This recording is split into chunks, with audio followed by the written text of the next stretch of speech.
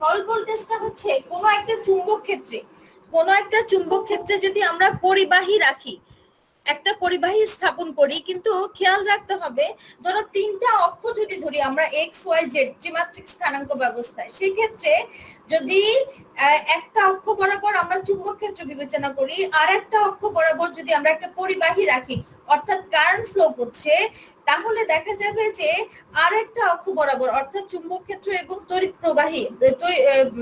প্রবাহ এই দুইটার সাথেই হচ্ছে লম্বভাবে একটা ভোল্টেজ ক্রিয়া করে, এটাকে বলা হয় হল ভোল্টেজ। আবার বলি, কোনো একটা চুম্বক ক্ষেত্রে যদি আমরা তড়িৎবাহী পরিবাহীকে রাখি, কোনো একটা চুম্বক ক্ষেত্রে যদি আমরা তড়িৎবাহী পরিবাহীকে রাখি, তাহলে সেই তড়িৎ প্রবাহ এবং চুম্বক ক্ষেত্র উভয়ের সাথে লম্বভাবে একটা ভোল্টেজ কাজ করে, এই ভোল্টেজকে বলা হয় হল ভোল্টেজ। আর এই টোটাল ক্রিয়াটাকে বলা হয় হল ক্রিয়া বা হল এফেক্ট। কথা কি বুঝতে পেরেছো? আরেকবার বলেন ম্যাম। আচ্ছা, বললাম কি কোনো একটা চুম্বক ক্ষেত্রে যদি আমরা একটি তড়িৎবাহী পরিবাহীকে রাখি, মানে একটি পরিবাহীকে স্থাপন করব যে পরিবাহীর মধ্যে দিয়ে তড়িৎ প্রবাহিত হচ্ছে। আবার বলি, কোনো একটা চুম্বক ক্ষেত্রে আমরা হচ্ছে একটা পরিবাহীকে রাখবো যে পরিবাহীর মধ্যে দিয়ে তড়িৎ প্রবাহিত হচ্ছে। তো সেই পরিবাহীর মধ্যে দিয়ে যে তড়িৎ প্রবাহিত হচ্ছে, তড়িৎ প্রবাহ এবং চুম্বক ক্ষেত্র উভয়ের সাথে লম্বভাবে একটা ভোল্টেজ কাজ করে। আবার বলি, কোনো একটা চুম্বক ক্ষেত্রে, তোমরা একটু পেজ বের করো বই থেকে, পেজ নাম্বার হচ্ছে 264 নাম্বার পেজ বের করো যদি বই থাকে। ম্যাডাম এটা ফার্স্ট পার্ট না second part? Second paper 4 chapter প্রবাহের চুম্বকীয়, সেকেন্ড পেপারের 4 চ্যাপ্টার বই চুম্বক ক্রিয়া। আচ্ছা, তাহলে কি, হ্যাঁ বলো, আবার বলো। রাইটারের নাম কি? শাহজাহান তপন। আচ্ছা, শাহজাহান তপনের 264 পেজ বের করো, তাহলে দেখবে যে যদি কোনো একটা চুম্বক ক্ষেত্রে আমরা একটা পরিবাহীকে রাখি, কিন্তু পরিবাহীর মধ্যে দিয়ে কি হচ্ছে, তড়িৎ প্রবাহিত হচ্ছে, তাহলে তড়িৎ প্রবাহ এবং চুম্বক ক্ষেত্র উভয়ের সাথে লম্বভাবে একটি ভোল্টেজ কাজ করে, একে বলা হয় হল ভোল্টেজ। আর টোটাল ক্রিয়াটাকে বলা হয় হল ক্রিয়া। 264 বলো, তামজিদ বলো বা সাগর বলো। কোন পদার্থের মধ্য দিয়ে না, কোন একটি চুম্বক ক্ষেত্রে একটা তড়িৎবাহী পরিবাহীকে রাখলাম, এটা আমার সাথে সাথে বলো। কোন একটি চুম্বক ক্ষেত্রে আমরা একটি তড়িৎবাহী পরিবাহীকে রেখেছি। হ্যাঁ, কোথায়? একটা চুম্বক ক্ষেত্রে। তড়িৎ প্রবাহ এবং চুম্বক ক্ষেত্র উভয়ের সাথে লম্বভাবে হচ্ছে একটা ভোল্টেজ কাজ করে। পার্থক্যের তড়িৎ সৃষ্টি প্রবাহ হয় এবং চুম্বক ক্ষেত্র উভয়ের সাথে লম্বভাবে একটা ভোল্টেজ কাজ করে, এটাকে বলা হয় হল ভোল্টেজ। আর এই টোটাল ইফেক্টটাকে বলা হয় হচ্ছে হল এফেক্ট। এই টোটাল এফেক্টটাকে বলা হয় হল এফেক্ট। হ্যাঁ বলো। কোন তড়িৎবাহী, হ্যাঁ বুঝি না ম্যাম বইতে আছে কোন তড়িৎবাহী পরিবাহীকে চৌম্বক ক্ষেত্রে স্থাপন করলে তড়িৎ প্রবাহ ও চৌম্বক ক্ষেত্র উভয়ের সাথে লম্ব বরাবর একটি বিভব পার্থক্যের সৃষ্টি হয় তথা ভোল্টেজ উৎপন্ন। হ্যাঁ ঠিকই আছে। একটা তড়িৎবাহী পরিবাহীকে যদি চুম্বক ক্ষেত্রে স্থাপন করি, তাহলে চুম্বক ক্ষেত্র এবং তড়িৎ প্রবাহ উভয়ের সাথে লম্বভাবে হচ্ছে একটা ভোল্টেজ কাজ করবে, এই ভোল্টেজকে বলা হয় হচ্ছে হল ভোল্টেজ। এখন এখানে যদি আমরা তিনটা অক্ষ বিবেচনা করি, এক্স অক্ষ, ওয়াই অক্ষ, জেড অক্ষ, তিনটাই কিভাবে থাকে, সমকোণে থাকে, তাহলে দেখা যাবে যে চুম্বক ক্ষেত্র হচ্ছে একটা অক্ষ বরাবর কাজ করছে, তড়িৎ প্রবাহ একটা অক্ষ বরাবর কাজ করছে, তাহলে সেই ক্ষেত্রে হচ্ছে ভোল্টেজটা হলো আরেকটা অক্ষ বরাবর কাজ করবে। এখানে তিনটা অক্ষ, আর তিনটা অক্ষের সাথে কিভাবে আছে, সমকোণে আছে, তাহলে তড়িৎ প্রবাহ এবং চুম্বক ক্ষেত্র উভয়ের সাথে সমকোণে হচ্ছে একটা ভোল্টেজ কাজ করবে, এই ভোল্টেজকে আমরা বলবো হল ভোল্টেজ। আর টোটাল ইফেক্টটাকে বলবো হল এফেক্ট। ক্লিয়ার এবার? জি ম্যাম।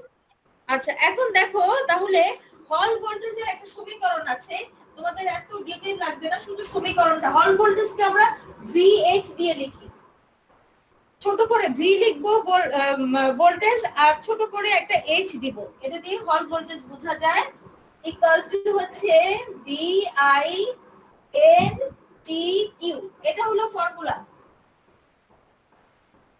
দেখো এখানে VH equal to দেখা যাচ্ছে বোর্ড? জি ম্যাম ক্লিয়ার। আচ্ছা, VH equal to BINTQ। এখন এখানে কোনটা কি সেটা একটু লিখে রাখো। B হচ্ছে চৌম্বক ক্ষেত্র, B হচ্ছে চৌম্বক ক্ষেত্র,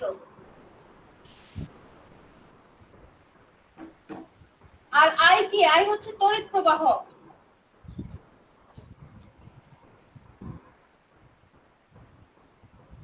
I হচ্ছে তড়িৎ প্রবাহ। N কি? N একক আয়তনে ইলেকট্রনের সংখ্যা। N হচ্ছে এক পরিবাহীর একক আয়তনে ইলেকট্রনের সংখ্যা বা আধান বাহকের সংখ্যা।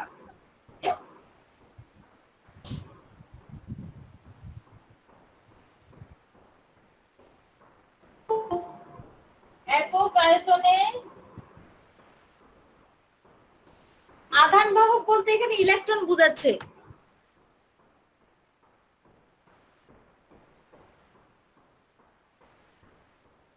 ইলেকট্রনের সংখ্যা বা আধান বাহকের সংখ্যা একই কথা। আচ্ছা, এখানে টি কি? টি হচ্ছে পরিবাহীর গুরুত্ব। উপরেগুলো আমি মুছে ফেললাম।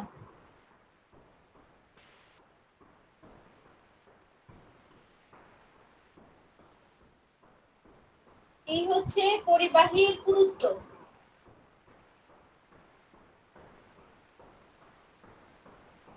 আর এখানে কি হচ্ছে? চার্জ বা আদান বাহক লেখা আছে তোমাদের বইতে, তো তোমরা এটাকে চার্জও লিখতে পারো বা আধান।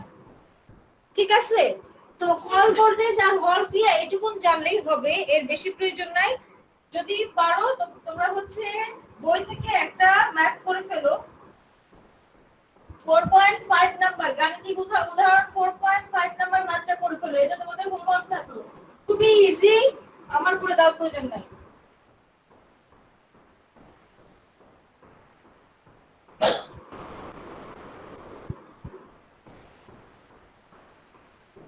ঠিক আছে, তাহলে উদাহরণ থেকে হচ্ছে 4.5 নাম্বার ম্যাথটা করে ফেলবে। এখন আমরা একটা ক্রিয়েটিভ করেছি, এটুকুনের মধ্যে তো কোনো সমস্যা নাই। সমস্যা আছে কারো? অভি, তামসির? ম্যাম ম্যাম আপনি এই যে বিও7 এর সূত্রটা একটু দেখাই দিন। বিও7 এর সূত্রটা করে দিলাম না, ওটা আবার কি দেখবো? ম্যাম এখানে একটু ঝামেলা আছে ম্যাম। আচ্ছা ঠিক আছে, আজকে তোমাকে আলাদাভাবে করাই দিব আমি ওটা। এখন আরেকটা ক্রিয়েটিভ দাও। কত বোর্ড মিস? এটা হচ্ছে ঢাকা বোর্ড, এটা ঢাকা বোর্ড 18 তে আসছে না, কুমিল্লা বোর্ড 18 তে আসছে। যদি কারোর কাছে টেস্ট পেপার থাকে বের করো।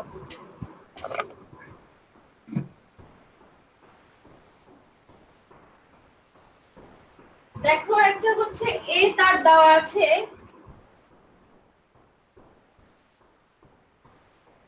কারেন্ট ফ্লো করতেছে 20 অ্যাম্পিয়ার।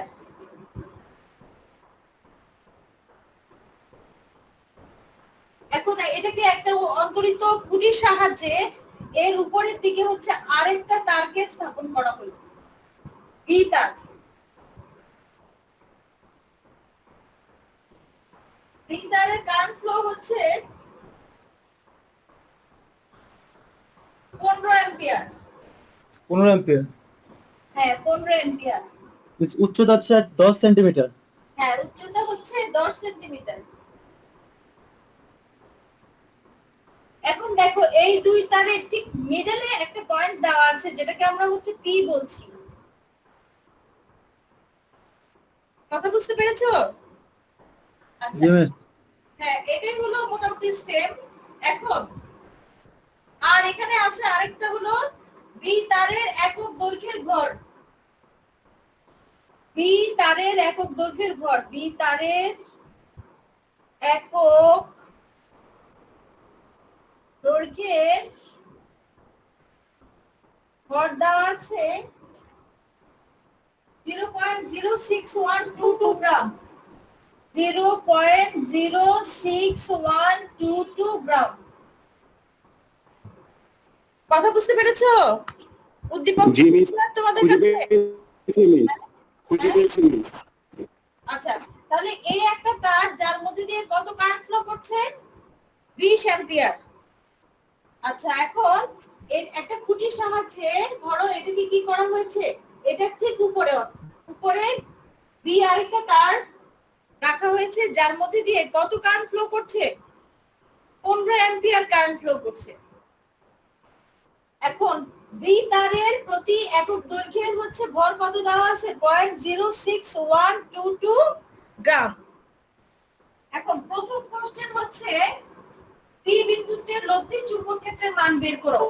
পি বিন্দুতে লব্ধি চুম্বক ক্ষেত্রের মান বের করো। পি বিন্দু কোথায় আছে? এ এবং বি তারের ঠিক মাঝখানে। তাহলে পি বিন্দুতে লব্ধি চুম্বক ক্ষেত্রের মান আমাদের বের করতে হবে। পি বিন্দুতে লব্ধি চুম্বক ক্ষেত্রের মান খুব দ্রুত দেখি কে বের করতে পারো। একবার হচ্ছে এ তারের জন্য বের করব আমরা, আরেকবার হচ্ছে বি তারের জন্য বের করব। এখন যখন এ তারের জন্য বের করব, এ তারের জন্য চুম্বক ক্ষেত্র, পি বিন্দুতে চুম্বক ক্ষেত্র,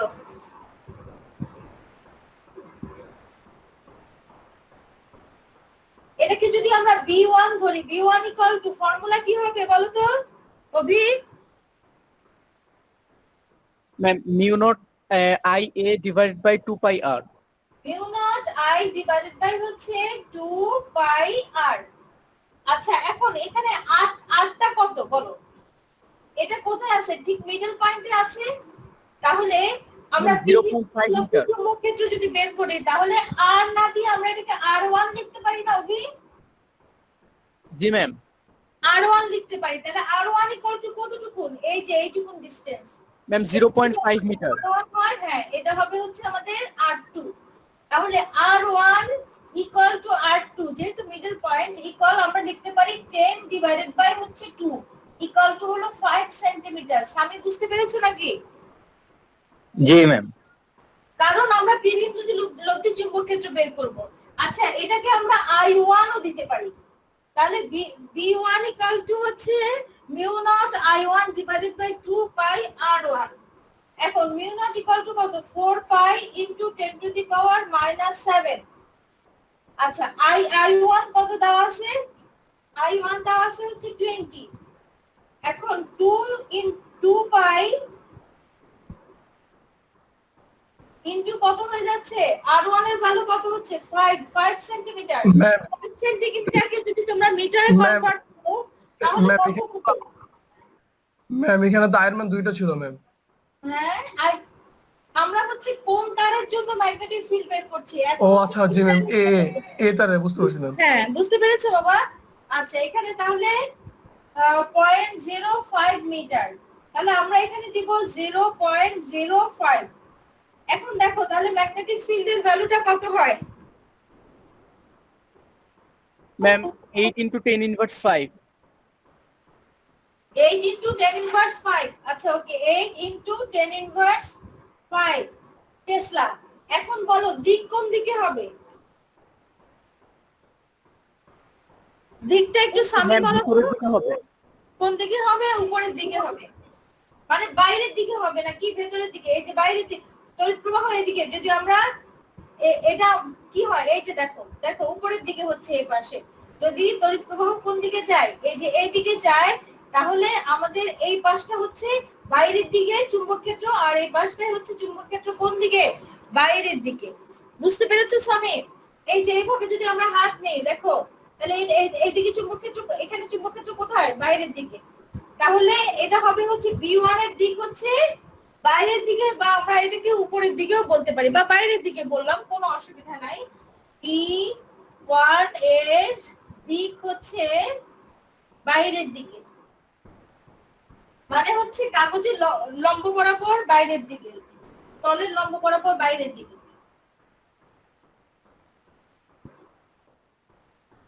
আচ্ছা, এই একটা গেল। এরপরে হচ্ছে কত তারের জন্য? বি তারের জন্য। বি তারের জন্য অর্থাৎ 15 অ্যাম্পিয়ার যদি কারেন্ট ফ্লো করে তাহলে হচ্ছে চুম্বক ক্ষেত্র কি রকম হবে? বি তারের জন্য এখানে এই জায়গায় আমরা কি লিখবো? বি লিখে ফেলছি। আর এখানে তাহলে B2 হয়ে যাবে, এখানে I2 হবে, এখানে হচ্ছে R2 হবে। তাহলে দেখো 4 পাই ইন্টু 10⁻⁻7 ইন্টু আই কত দেওয়া আছে, কত এম্পিয়ার এখন 15 এম্পিয়ার, 2 পাই ইন্টু হচ্ছে 0.05। তাহলে এবার দেখো কত হয় ম্যাগনেটিক ফিল্ড, এবার কত হবে, বাকিরা কি বুঝতে পারছো তো?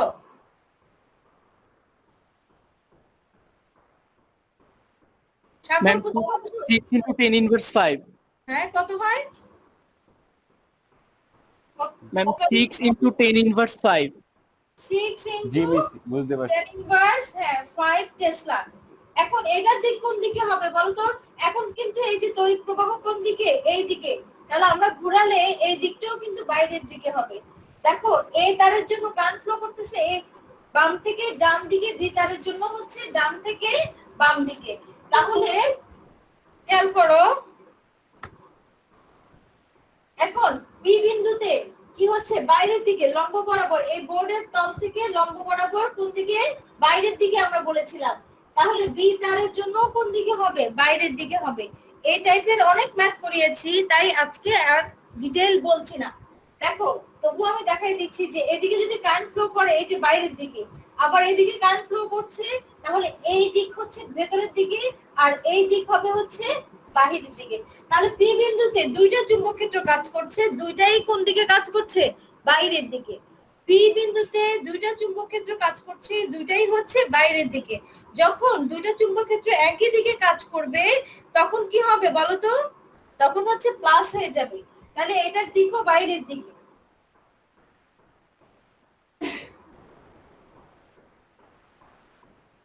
তাহলে লব্ধি চুম্বক ক্ষেত্র কত হবে আমাদের? লব্ধি চুম্বক ক্ষেত্র B ইকুয়াল টু হচ্ছে B1 প্লাস B2। তাহলে B1 কত ছিল, B1 কত ছিল 8 into 10 to the power inverse 5 8 into 10 inverse 5 plus এটা হলো 6 into 10 inverse 5।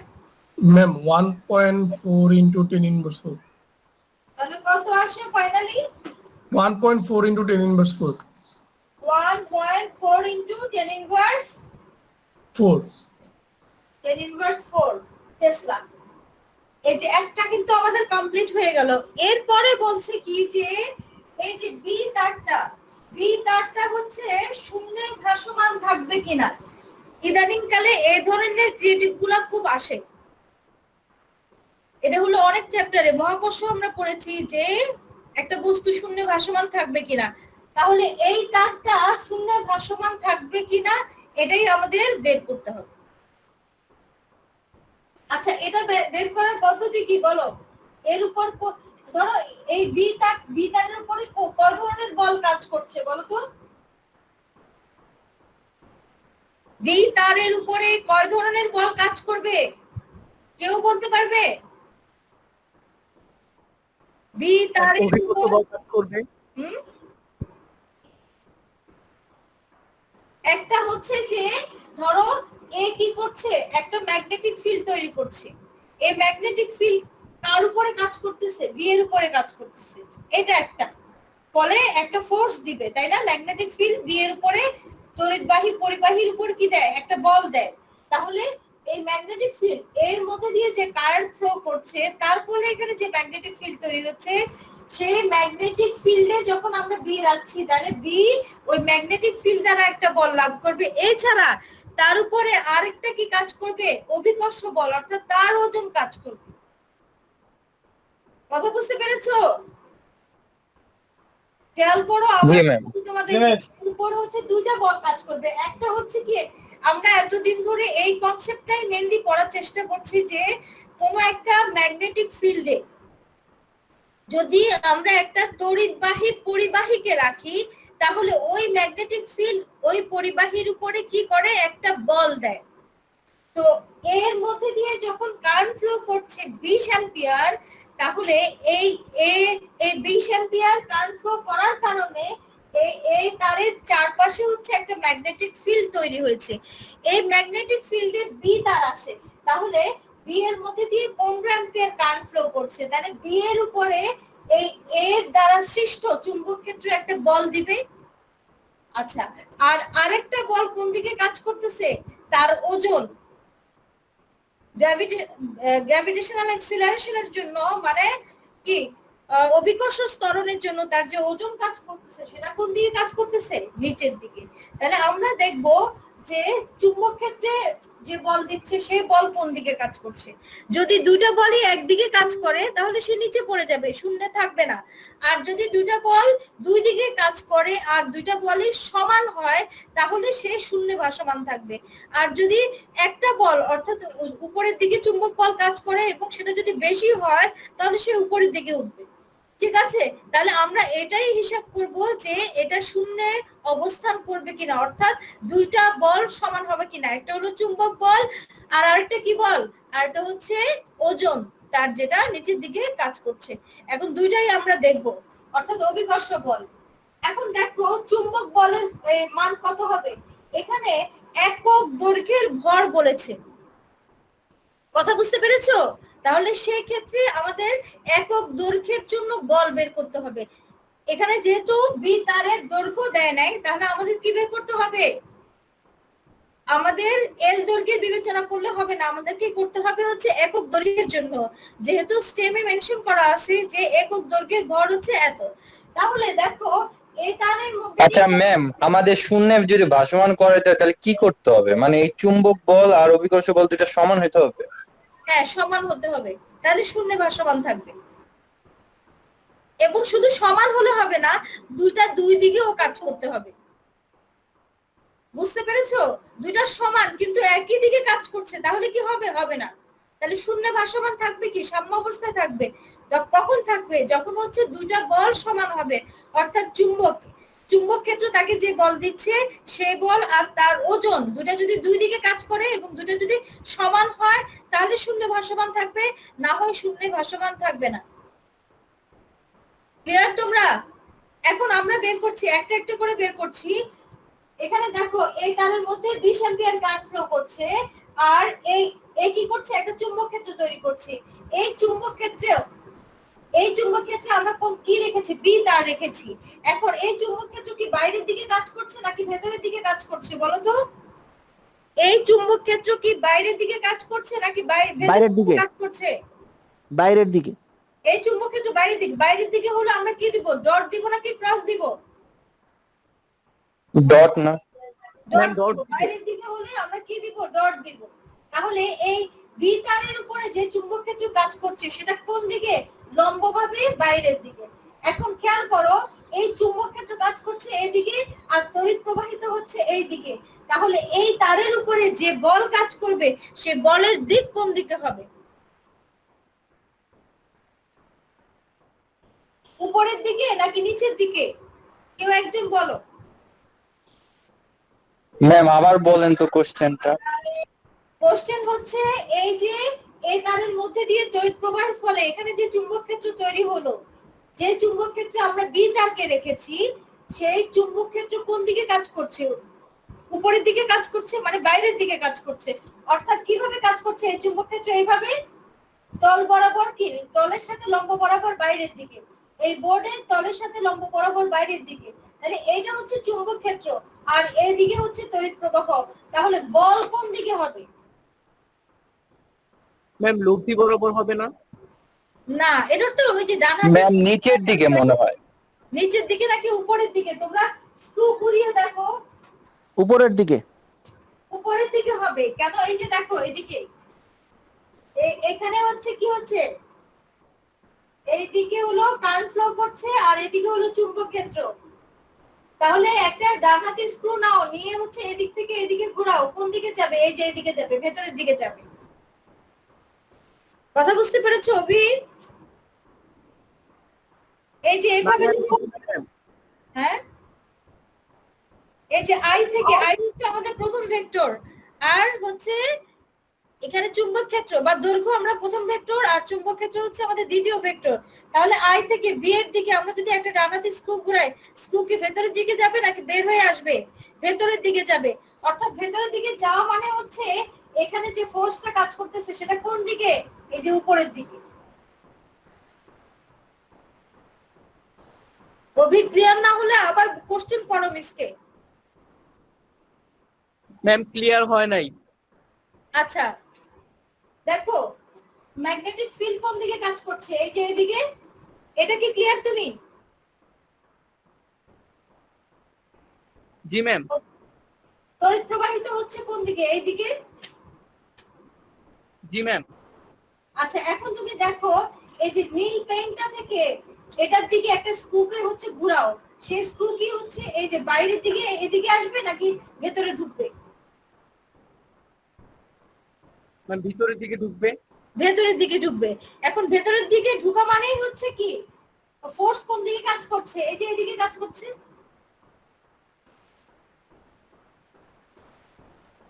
তাই না? জি ম্যাম। হ্যাঁ এই যে তোমরা একটা জিনিস মাথায় রাখবে, এই যে ত্রিমাত্রিক স্থানাঙ্ক ব্যবস্থা, হ্যাঁ তোমরা এটাকে হচ্ছে যেভাবেই সেট করো না কেন, দুইটা অক্ষ সবসময় হচ্ছে একটা সমতলে থাকে আর একটা অক্ষ থাকে হচ্ছে লম্ব বরাবর। কথা বুঝতে পেরেছো? যদি বাসায় তোমার দেয়াল থাকে, কর্নার থাকে, সেই কর্নারে তুমি হচ্ছে তাকিয়ে দেখো যে যেভাবেই তুমি তাকাও না কেন দুইটা অক্ষ থাকবে হচ্ছে একই সমতলে আর একটা অক্ষ তার লম্ব বরাবর কাজ করবে। তো এখানে দেখো যে এই যে এটা যদি লম্ব হয় এদিকে কারেন্ট ফ্লো করছে আর এদিকে হচ্ছে ফোর্স, তার মানে এই দুটো অক্ষ কিন্তু একটা তলে আছে আর এটা আছে হচ্ছে তার সাথে লম্ব দিকে। তাহলে যদি চুম্বক ক্ষেত্র এই যে বাইরের দিকে কাজ করে আর তড়িৎ প্রবাহ এদিকে হয় তাহলে ফোর্স কোন দিকে হবে, এই যে উপরের দিকে। আর যদি তড়িৎ প্রবাহ এইদিকে হতো তাহলে ফোর্স কোন দিকে কাজ করতো, নিচের দিকে। কথা বুঝতে পেরেছো সবাই? জি ম্যাম। আচ্ছা ম্যাডাম, এখন দেখো ম্যাডাম এখানে ফ্লেমিং এর ডান হস্তনীতি ব্যবহার করলে হবে? দুইটা ব্যবহার করতে পারো, কারণ যে ফ্লেমিং এর বাম হস্ত নীতি যদি ব্যবহার করো তাহলেও একই রকম ভাবে আসবে। এখানে হচ্ছে এটা সেট করাটা টাফ দেখে আমি ডান হাতে স্ক্রু নিয়ম অনুযায়ী করছি। যে কোনো ভেক্টর মাল্টিপ্লিকেশনই হচ্ছে তুমি যদি দিক বের করো তাহলে তুমি ইজিলি হলো ডান হাতে স্ক্রু নিয়ম থেকে বের করতে পারো। কথা বুঝতে পেরেছো? যে কোনো ভেক্টর মাল্টিপ্লিকেশন যদি তুমি বের করো তাহলে ডান হাতের স্ক্রু নিয়ম অনুযায়ী বের করতে পারো। আর এখানে আরেকটা তো হলো হচ্ছে আরেকটা যেটা রুল সেটা হচ্ছে ফ্লেমিং এর ডান হস্ত নীতি অনুযায়ী, সেটা কি সরি বাম হস্ত নীতি অনুযায়ী, যে এদিকে চুম্বক ক্ষেত্র আর এদিকে হচ্ছে তড়িৎ প্রবাহ আর এদিকে কি কাজ করবে, তাহলে ফোর্স কাজ করবে। এদিকে হচ্ছে চুম্বক ক্ষেত্র আর এদিকে তড়িৎ প্রবাহ, তর্জনীতে সবসময় চুম্বক ক্ষেত্র আর এটা হচ্ছে কি তড়িৎ প্রবাহ, আর তাহলে এদিকে ফোর্স কাজ করবে। তুমি যদি এইভাবে করো তাহলেও তোমার একই রকমই আসবে। কথা বুঝতে পেরেছো? এখন এই যে ফোর্সটা আমরা বের করলাম, এই ফোর্সটা হচ্ছে আমরা দিক দেখলাম, মান বের করতে হবে। এখন মান আমরা কিভাবে বের করব বলো? F = ফর্মুলা কি আমাদের একক দৈর্ঘ্যের বল বের করতে হবে। কারণ কি? কারণ হচ্ছে যে এখানে একক দৈর্ঘ্যের ভর দিয়ে দিয়েছে, তাহলে আমাদেরকে আর তাছাড়া এই তারের কোনো দৈর্ঘ্য দিয়ে দেয়নি, তাহলে আমাদেরকে কি করতে হবে? একক দৈর্ঘ্যের উপর ক্রিয়াশীল বলটাই বের করতে হবে। ফর্মুলা কি? Mu nought I1 I2 divided by কি মনে আছে? 2 পাই r। রোহান মনে আছে নাকি? ঠিক আছে ফর্মুলা বলো তো তোমাদের, হ্যাঁ মনে আছে? Mu nought I1 I2 divided by 2 pi r। এখন দেখো এটা হচ্ছে ম্যাগনেটিক ফিল্ডের কারণে হচ্ছে এই ফোর্সটা এই বলটা কাজ করছে, তাই না? আমরা এটাকে Fm দিয়ে লিখতে পারি। Fm = তাহলে আমাদের মানগুলো যদি বসাই 4 পাই ইনটু 10⁻⁻7 ইনটু I1 কত দেওয়া আছে 20, I2 দেওয়া আছে হলো 15। আচ্ছা 2 পাই ইনটু আর এখন আমরা কত নিব? আর এখন কিন্তু আমরা 15 কি বলে 0.5 সেন্টিমিটার নিব না, টোটালটাই নিব, অর্থাৎ 10 সেন্টিমিটার নিব। তাহলে 10 সেন্টিমিটারকে যদি আমরা মিটারে কনভার্ট করি কত হবে? 0.01। হ্যাঁ 0.1। আচ্ছা তাহলে এখন এই করো, ক্যালকুলেট করে দেখো যে কত আসে। তোমরা এই ম্যাথটা টেস্ট পেপারের নিয়মে করবে না, কারণ যদি টেস্ট পেপার থাকে টেস্ট পেপারের নিয়মে না করে হচ্ছে মিস যেভাবে টাকা দিচ্ছি এইভাবে করো, প্রায় একই টাইপের, তবে ওরা একসাথে করেছে তো একসাথে না, এভাবে করতে হবে। এফএল ইকুয়াল টু তাহলে কত আসে বলো?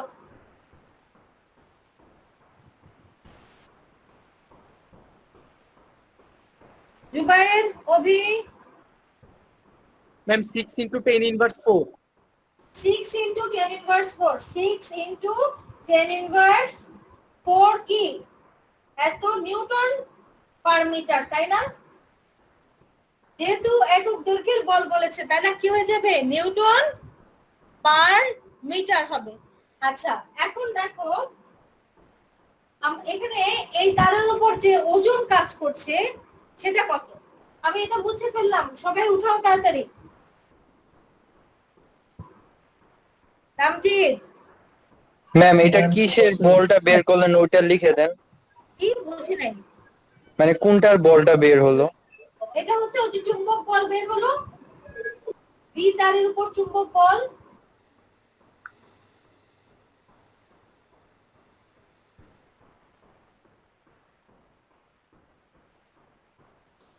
F equal to mu naught I1 I2 divided by 2 pi r। আচ্ছা এখন এটা এত বের হলো, এখন আমরা কি বের করব? এর ওজন বের করব, তাই না? ওজনটা কত? ওজন W equal to হবে কি mg। এখন একক দৈর্ঘ্যের ভর কত ছিল বলো তো? ম্যাম 0.06122. 0.06122 গ্রাম। এটাকে যদি আমরা কেজিতে কনভার্ট করি তাহলে কত হবে বলো? কেজিতে কনভার্ট করে নিতে হবে না এসআই ইউনিটে, তাহলে কেজিতে কনভার্ট করলে কত হবে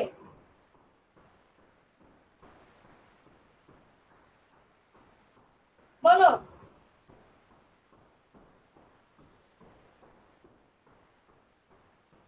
Ma'am, 61.22 na ma'am? 61 আবার বলো জুবায়ের। 61.22. 61.22 ইনটু কত হবে? 10 ইনভার্স। যদি আমরা গ্রাম থেকে কেজিতে নিই তাহলে কি করব? 1000 দিয়ে ভাগ করব, তাহলে কত হবে বলো? Ma'am, ভুল হয়েছে ম্যাম। তাহলে ম্যাম 6.12 into 10 inverse 5. আমরা 6.122 ইনটু 10 ইনভার্স কি লিখতে পারি? 5 লিখতে পারি। জি ম্যাম, জি জি জি। হ্যাঁ 6.122 ইনটু 10 ইনভার্স 5 কি KG.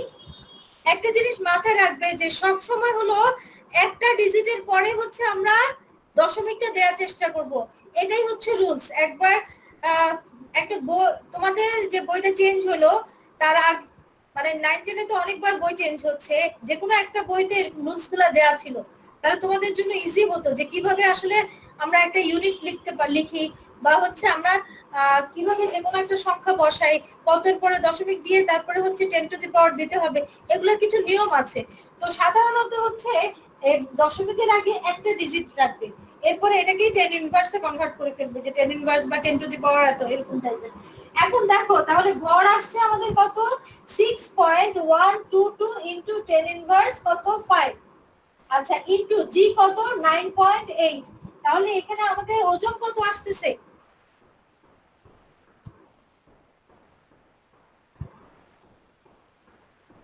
Ma'am 5.99956 into 10 inverse 4. Jubair আবার বলো, মিস বুঝতে পারি নাই। ম্যাম 5.99956 5.999 ইনটু কত? 56 into 10 inverse 4. মানে আমরা তিনটা ডিজিট নিলাম দশমিকের পরে, আর নেব না। কত হবে? 10 inverse 4. 10 ইনভার্স 4.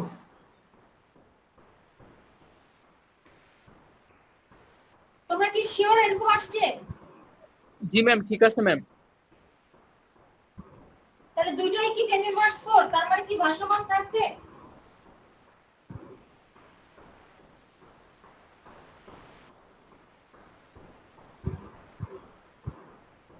না না না ম্যাম, ভাসমান থাকবে না ম্যাম, পড়ে যাবে।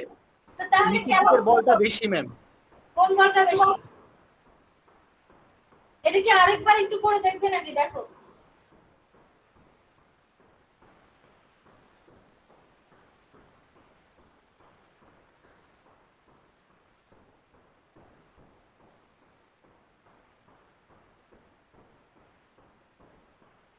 আরেকবার ম্যাম ঠিক আছে এটা।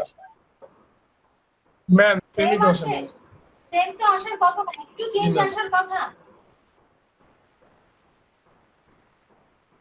এখানে। তাহলে ম্যাম আগে ভুল হয়েছিল ম্যাম, এখন তো পারফেক্ট হচ্ছে। আগেরটা একটু দেখো তো।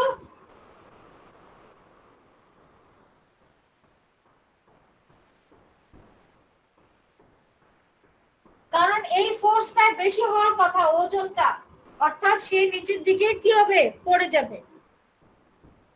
কিন্তু এখানে আমাদের আসতেছে কি, এই ফোর্সটা কম আসতেছে। আচ্ছা আমরা এখানে সবগুলো ডিজিট নিলে না, সবগুলো ডিজিট নিলেও কিন্তু হবে না। ম্যাম আগেরটাও তো ঠিক আছে ম্যাম, দুটাই ঠিক 6 আছে। into 10 inverse 4। জি ম্যাম।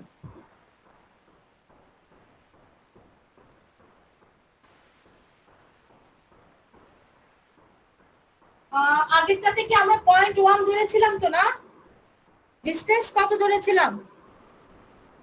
0.1 ম্যাম। 0.1 ধরেছি। আচ্ছা তোমরা এটা আরেকটু ক্যালকুলেট করে দেখো, এখন তোমাদের ব্রেকের টাইম হয়ে গেছে। এটা এটা একটু বেশি হওয়ার কথা। মিসও আবার করে দেখি, তোমাদের গ্রুপে দেওয়ার চেষ্টা করব, ঠিক আছে? আচ্ছা এত নিউটন হয়, এখন হচ্ছে যদি ইকুয়াল হয়, একেবারে ইকুয়াল হয়, তাহলে সে ভাসমান থাকবে, কারণ দুইটা বল দুই দিকে কাজ করতেছে। উপরের দিকে ওজন হলো, নিচের দিকে কাজ করতেছে। তাহলে দুইটা যদি সমান হয় তাহলে দেখা যাবে এটা হলো শূন্যে ভাসবে। আর যদি এফ বেশি বড় হয় তাহলে এটা উপরের দিকে উঠবে, আর যদি ওজন বেশি হয় তাহলে এটা নিচের দিকে নামবে। ঠিক আছে, তোমরা আবার একটুখানি করে ম্যাম কার সাথে কম্পেয়ারটা করতেছেন? ও এখানে কয়টা বল কাজ করতেছে সামি? দুইটা না? তো কার সাথে কম্পেয়ার করব? একটার সাথে আরেকটা কম্পেয়ার করব, বুঝুনি? ও জি ম্যাম, হ্যাঁ। এখানে উপরের দিকে একটা বল, নিচের দিকে হচ্ছে ওজন কাজ করতেছে।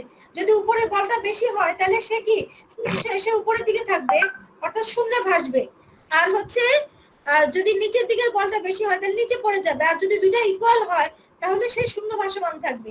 কিন্তু আমাদের কিরকম আসতেছে? আমাদের আসতেছে প্রায় দুইটাই হচ্ছে ইকুয়াল, বরং ওজনটা একটু কম আসতেছে। তাহলে সেক্ষেত্রে হয় কি, এটা শূন্যে ভাসার কথা। কিন্তু আমরা আবার একটু ক্যালকুলেট করে দেখবো যে আমাদের নিয়মটা ঠিক আছে কিনা, বা আমাদের। ওকে ম্যাম, আসসালামু আলাইকুম। আর যদি না হয় অবশ্যই আমরা টেস্ট পেপারটা নিব না, আমাদেরটাই নিব।